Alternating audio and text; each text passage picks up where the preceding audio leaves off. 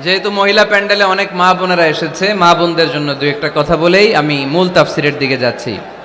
আল্লাহ রাসূল সাল্লাল্লাহু আলাইহি ওয়াসাল্লাম বলেছেন, দুনিয়া কুল্লুহা মাতা ওয়া খায়রু মাতাঈদ দুনিয়া আল মারআতু সালিহা। এই দুনিয়াতে যা দেখা যায় সব সম্পদ, বাড়ি গাড়ি, ব্যাংক ব্যালেন্স, ফ্যাক্টরি, এগুলো সম্পদ। দু চোখে যা দেখো সব সম্পদ। আর এই সব সম্পদের মধ্যে শ্রেষ্ঠ সম্পদ হচ্ছে নেককার নারী। সুবহানাল্লাহ পড়তে পারলেন না?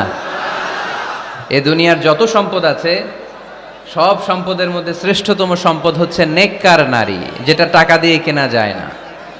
তাই আমি বলি, নারীদের পেট হচ্ছে এটা খনির মতো। খনি, আপনারা কি তেলের খনির নাম শুনেছেন? তেলের খনি, গ্যাসের খনি, কয়লার খনি, সোনার খনি, হীরার খনি। তো এই খনিগুলোর মতো আমাদের মা বোনদের পেটগুলো খনি।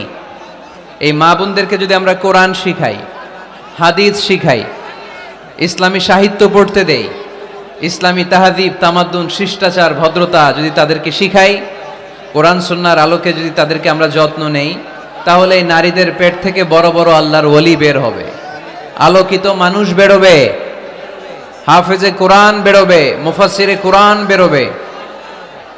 আর এই একই নারীকে যদি আমরা কোরআন শিক্ষা না দেই, ইসলাম শিক্ষা না দেই, এই নারীদের পেট থেকে বড় বড় চাঁদাবাজ আর টেন্ডারবাজ বেরোবে। চিল্লায় বলি ঠিক কিনা?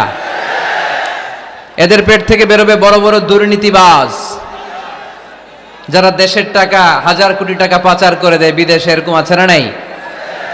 এজন্য এই নারীদের পেটটা খনি, যত্ন নিতে হবে এদেরকে কোরআন দিয়ে, সুন্নাহ দিয়ে। তাদেরকে জন্য ইসলামী লেকচার পড়ার সুযোগ করে দেয়, ইসলামী বই পড়ার সুযোগ করে দেয়।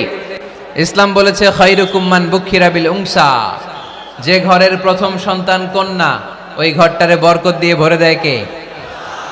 আপনাদের ঘরে সর্বপ্রথম মেয়ে হয়েছে কার কার? দেখি প্রথম মেয়ে কার? মাশাআল্লাহ, আমারও দুই মেয়ে, আপনারও দুই মেয়ে। মাশাআল্লাহ, হাত নামান চুয়াডাঙ্গার ভাইরা, হাত নামান। তো এই ঘরগুলো বরকতময়। আল্লাহ রাসূল সাল্লাল্লাহু আলাইহি ওয়াসাল্লামের 3 ছেলে ছিল, একজনও বেঁচে ছিল না। আল্লাহ নিয়ে গেলেন ছোটবেলায়। 4 মেয়ে ছিল, ওনারা বেঁচে ছিলেন।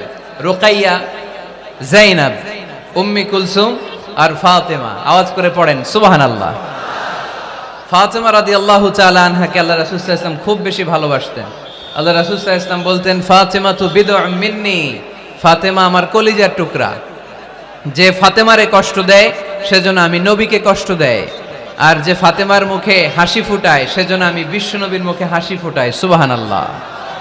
রাসূল সাল্লাল্লাহু আলাইহি ওয়াসাল্লাম কোন সফরে গেলে সব শেষে ফাতেমা রাদিয়াল্লাহু তাআলা আনহার সাথে দেখা করে যেতেন।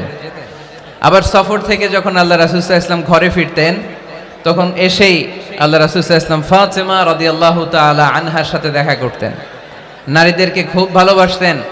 বলতেন, রিফকাম বিল কাওয়ারির। কাচের গ্লাসের সাথে আল্লাহ রাসূল নারীদেরকে তুলনা দিয়েছেন। কাচের গ্লাস যেমনি আস্তে রাখি, আস্তে ধরি, আস্তে উঠাই, আমাদের মা বোনদের সাথে যেন আমরা খারাপ আচরণ না করি, আমরা যেন মেজাজ না দেখাই, আমরা যেন মুচকি হাসি দিয়ে কথা বলি। ইসলামিক লাইফ, জীবন গড়ুন কোরআন সুন্নাহর আলোকে।